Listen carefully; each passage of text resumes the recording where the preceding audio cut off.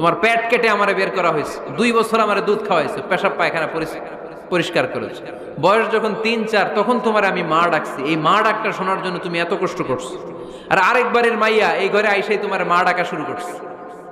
যেই মেয়েটা তোমারে মা ডাকে সে আমার আপন হবে না কেন মা?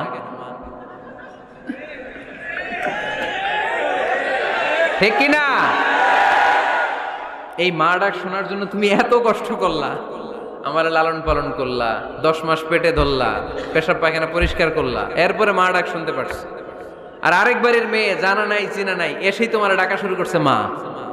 তো যে আমার মারে মা ডাকে তার স্থান তো আমার কলিজায়, ঠিক কিনা? শাশুড়ি আম্মারা যারা আছেন প্লিজ বৌমাদেরকে কষ্ট দিয়েন না। অনেক শাশুড়ি আছে পান থেকে চুন খসলে রেগে যায়,